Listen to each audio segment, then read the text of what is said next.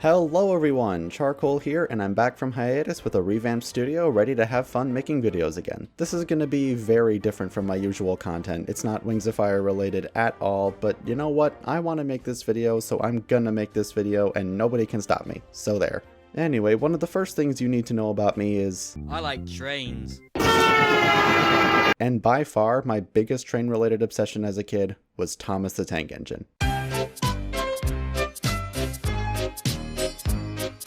But this video isn't about him. Yet. Today we're talking about my second biggest train-related obsession as a kid, GeoTrax. GeoTrax was a line of charming little toy vehicles produced by Fisher-Price starting in 2003. They started with trains, hence the name, and eventually grew to include planes, cars, construction, etc. I loved these things, and I have very fond memories of building layouts with them and watching them chug along. They were basically baby's first model railroad. But again, I'm not here to gush about the toys. I'm here to explore a lesser-known part of the GeoTrax legacy, the animated series. This thing is an enigma. It was a very short-lived direct-to-video series with 2 episodes released in 2007, a third in 2008, and the fourth and final one in 2009. The first 2 in particular were on the list of things I watched on repeat as a kid because brightly colored trains go zoom zoom. Nowadays, I still like these episodes because I think it's fun to point out how hilariously bad they are. So, let's dive in. Team GeoTrax!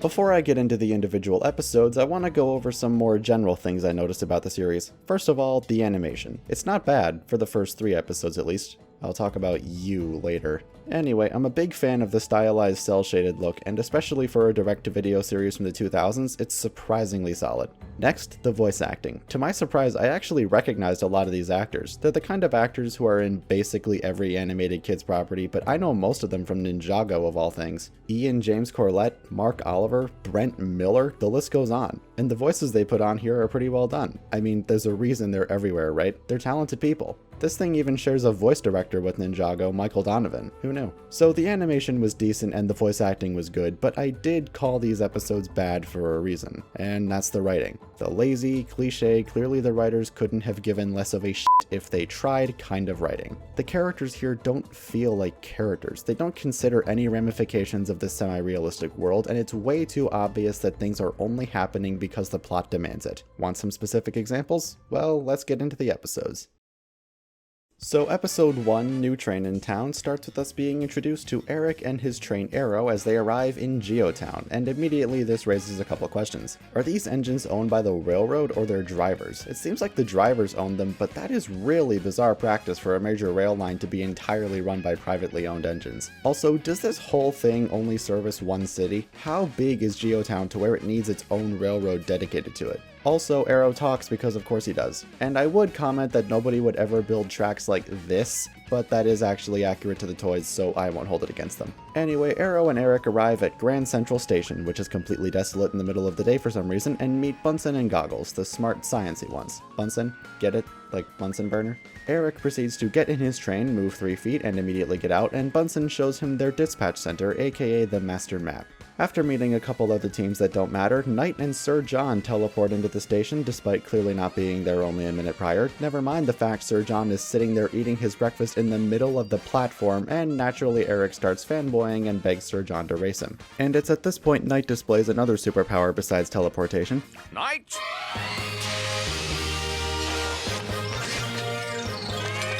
Thank you.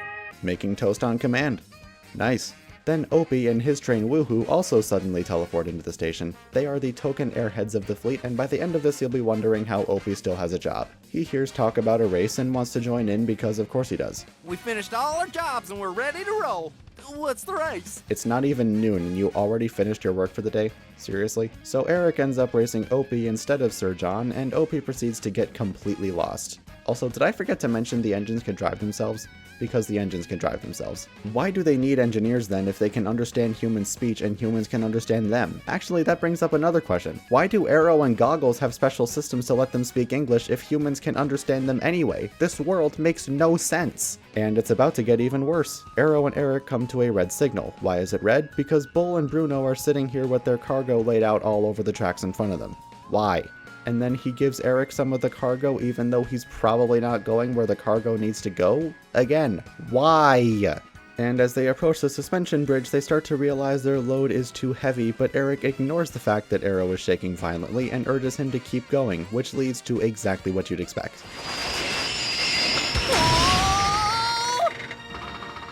Eric survived the crash but was later sued by the GeoTrax Railroad for hundreds of thousands of dollars in lost cargo and damage to the bridge, all caused by his own stupidity and negligence. Unable to pay the debt, it wouldn't be long before he found himself behind bars. Arrow, now left without an owner, was purchased on the cheap by GeoTrax and subsequently sold for scrap metal to recoup their financial losses. The engine oil is on your hands, Eric.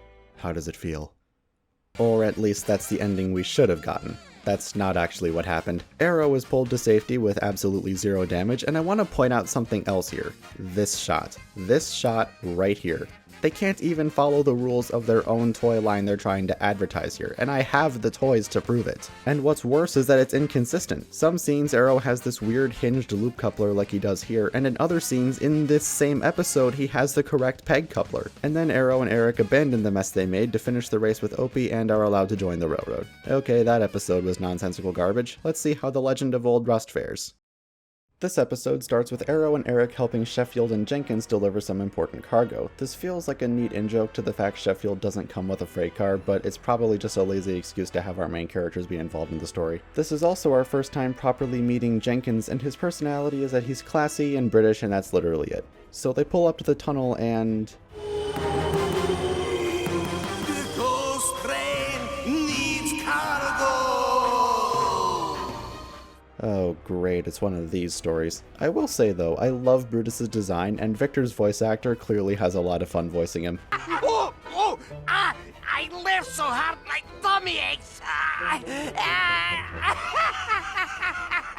Anyway, we learned the tunnel track actually leads to an old ranch that was run by Old Rust and Tex. Wait. So if the only thing the tunnel connects to is some abandoned ranch, why are they trying to take the cargo through it? It can't be going to the ranch, so where is it going? How are we going to get my special surprise cargo through for all my important passengers? Oh, it's for Jenkins' passengers. So why does it need to be delivered anywhere in the first place? Okay, so Woohoo, Opie, Goggles, and Bunsen decide to keep Arrow and Eric company on their return to the tunnel. But Sheffield and Jenkins don't go with them for some reason, even though it's their cargo? Maybe Jenkins thought the ghost train would kill everyone, who knows. They make it into the tunnel, and this time Brutus and Victor scare Eric so much he reverses hard enough to knock the cargo out of Eric's freight car. Welp, if the crate wasn't broken from getting knocked around so much, whatever's inside definitely was. Then Brutus and Victor are scared off by the real ghost train, because of course they are, and it's at this point we actually learn who they are. They didn't want to be part of the GeoTrax team, so they quit. Now they just make themselves general pests and try to prove to everyone they're better than everyone else. Wait, so Victor quit his job at the railway but was allowed to keep his engine? Guess the engines really are owned by their drivers in this universe. But this illustrates a major problem with that system. If an engineer quits, suddenly an entire locomotive and some rolling stock go with them, and the railroad probably has to pay for brand new ones when they hire someone else. Also, how has Victor not been arrested yet for using the tracks without any sort of clearance or permission? It can't be that hard to find his location. The master map or something would be able to track where on the railroad he is. And how does Victor pay for more fuel if he doesn't have a job? Especially a steam engine like Brutus. Those things are expensive. No chance railway staff would actually let them use coal hoppers or water towers. Whatever. Turns out the real ghost train was actually Old Rust and Tex. Of course it is. And instead of finishing what they were doing and delivering the cargo, they helped Tex restore the old ranch? There's no way the cargo was actually going to the ranch, right? It was the least we could do for your help delivering our valuable cargo. Oh my god. This huge box of chocolates for Jenkins' passengers was actually supposed to be delivered to an abandoned ranch. What is the logic here? Oh, and the inconsistent couplers strike again here. They specifically modify Goggles' 3D model to include a front coupler which he didn't have before, just so he can hitch onto Woohoo. But where Arrow and Woohoo couple up, they decide not to use the model of Arrow they already made with a loop coupler on his rear, so we can clearly see in shots like this that it's just two peg couplers clipping into each other. And that's just something I noticed on my latest rewatch. How did I not see this as a kid? Then to end everything off, Eric's stupidity finally gets him killed. Doesn't matter how soft Arrow's seat is, all of Eric's bones are broken after a fall like that. Wait, he's fine? Bad ending. Honestly, this is even worse than New Train in Town. At least that episode had some decent action and there was one character with half a brain, but here the plot is even more cliche, everyone is an even bigger idiot, and the events somehow make even less sense. With that, let's take a look at episode 3, Flying Lesson. Let me start this by saying I don't have as much of a history with this episode as the first two. New Train in Town and The Legend of Old Rust came out in 2007, and they were the only two I had on DVD. Flying Lesson came out in 2008, and I wasn't even aware of its existence until 2 or 3 years ago. Already this episode makes a pretty significant deviation from the previous ones with an all-new theme song, and yeah, it sucks. All aboard! Team GeoTrax working together to make GeoTown better! The last one was so good, why did they change it? The episode itself starts with Arrow and Eric delivering livestock to a farm, and once again I have several questions. Arrow is a high-speed bullet train meant for passengers, but we only ever see him carrying cargo. Did the animators really not have the budget to render some generic city-goers to populate the world a bit? More likely they just didn't care. Also, why are there tracks going directly through the barn? Someone get OSHA on the phone, that is beyond dangerous. Then as soon as they get there, they get buzzed by some guy named Darren and his stunt plane Loopy Loco, and it's at this point you realize why this episode exists. GeoTrax is selling planes now, so they gotta advertise them. Darren's arc in this episode is basically the same as Eric's from episode 1, learning to stop being a showboat and be part of a team. Yawn. Now we get to the actual conflict of the episode. Brutus and Victor disable the tower that powers the master map by pulling a giant plug just to cause chaos. Neat idea, but why does this massively important control tower not have any fencing or any people guarding it to prevent this exact situation?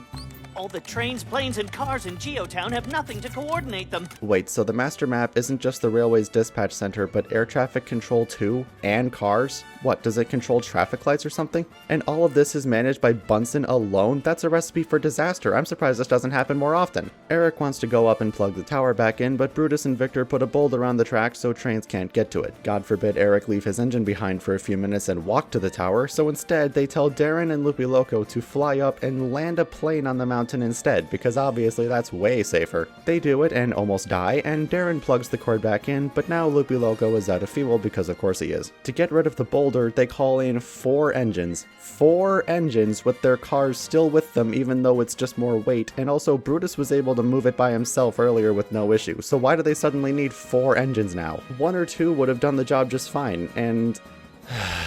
I'm done ranting about these. They get the boulder out of the way, Victor finally gets arrested, Eric brings Darren more fuel, and all's right with the world. Plot-wise, I don't think this episode was that bad compared to the others. There aren't as many moments that don't make any sense or make me want to pull my hair out, and I like that it expands the world a bit, it's just boring. I don't even have any nostalgia for this episode, so I can't enjoy it for that either. It's just okay. But there is one more episode.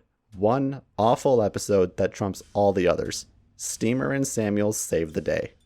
This was the other episode I discovered somewhat recently along with Flying Lesson, and it is undoubtedly the worst of the bunch, no contest. This uses the same intro song from Flying Lesson, but with all new visuals. Speaking of visuals, that's the first thing you'll notice about the episode. The animation is completely different. There was an attempt at actual texturing and smooth shading, and everything is a lot more bouncy and expandable. They also try some wide open landscape shots, but like the previous animation, they failed to fill the world out, so everything just feels empty. And oh my god, that grass texture is ugly. In fact, that's how I describe the visuals in this entire episode.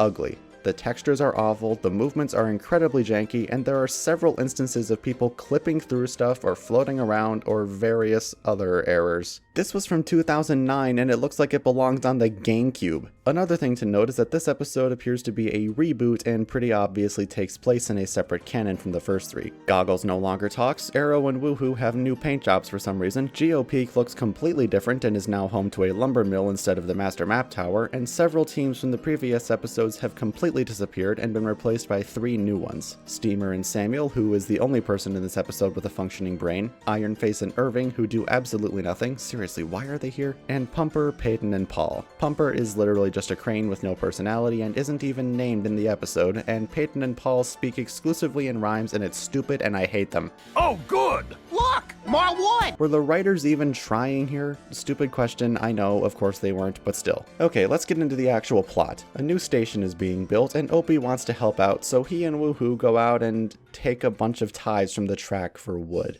Alright, Opie was a massive idiot in the first couple episodes, but he still felt like he sorta knew how to do his job. But here, his stupidity skyrockets. He's been working on the railroad for how long, and he doesn't know what ties are for? And once he's done doing that, this happens. This goes on for some time and contributes absolutely nothing to the episode. Why is this here? But how does it know we're here? Oh right, gotta hammer home that Opie's an idiot just in case that wasn't obvious enough. So the station is finished and Samuel invites everyone to immediately stop whatever work they're doing to come to the grand opening. Okay, I take back what I said about Samuel being the only one with a brain. Unfortunately, the others have to pass over the section of track Opie stole ties from, causing Arrow, Bull, and Goggles to all derail. Congrats, Opie, you almost got at least 3 people killed. Samuel hears about this and needs to figure out how to rescue the engines. You're right, Steamer. We can use the easy re-railer. Ah, how convenient. At the scene of the accident, Opie owns up to his crimes and suffers no repercussions at all for his actions that resulted in a very dangerous crash. Seems to be a pattern at this point. Everyone is safe, they have a party, mega happy ending, blah blah blah. And this was where the GeoTrax animated series ended. And after this dumpster fire of an episode, part of me is glad it didn't continue. The other 3 episodes all had elements that felt like at least some people cared but were let down by poor writing. But this episode, this one really felt like nobody gave a shit at all. Which stings even more when you consider that the toys this series was based on are actually quite good. But therein lies the problem. Most modern media like Star Wars and the MCU are created to sell toys. That's been common knowledge for years, but the idea is that they produce the movies and then create merchandise based on them. With GeoTrax, the opposite is true. The toy line came first and these episodes were created for no other reason than to advertise it. I'm not saying that concept can't work, just look at the Lego movie. That thing is just one huge toy commercial, but it is the best damn toy commercial I've ever seen. But the Lego movie works because it takes the concept of the toys it's based on and crafts the best story it can with them, something that can only work with Lego. Any plot in these GeoTrax episodes could also be done with any other train show, or really any other property in general. There's no soul here, it's just corporate mandated mush. So what happened to the toys? Well, the trains were discontinued in 2011, but everything else in the line stuck around until the whole thing was discontinued in 2018. But why did the trains, the original product and namesake of the toy line, get the plug pulled so much sooner than the rest? Well, when the cancellation was announced, Fisher-Price gave no reason at all, but I did some digging and I think I know what really happened. What you first need to understand is that Fisher-Price, the company that made GeoTrax, is owned by Mattel, and in late 2011 it was announced that Mattel would be acquiring another company, Hit Entertainment. This would give them the rights to several popular kids properties like Barney, Fireman Sam, Bob the Builder, and a certain blue tank engine. Mattel probably didn't want 2 lines of toy trains under its umbrella competing with each other. GeoTrax was fairly popular, but Thomas was Thomas, an international juggernaut of children's entertainment. So when it came to picking which one had to go, the choice was obvious. Was Thomas better than GeoTrax? Well, especially at that point in the show's history, debatable. But I think it's a cruel twist of fate that between my 2 favorite toy trains, one ended up killing the other. Rest in peace, GeoTrax. You certainly had an interesting run, and now this video will immortalize you on YouTube forever. Now it's fan art time. We've got pieces from Big Sister Moon, I'm Slaying It Life, Wings of Dawn, Calamity Amity, and Whopper. Thanks a bunch, guys. This video was pretty different from my usual stuff, but it was still really fun to make, and I have a couple ideas for similar ones I might do in the future. But for now, it's back to business as usual after this, as my next video will be the first installment of my Wings of Fire Arc 1 review series. This has been Wings of Charcoal, and I will see you all then.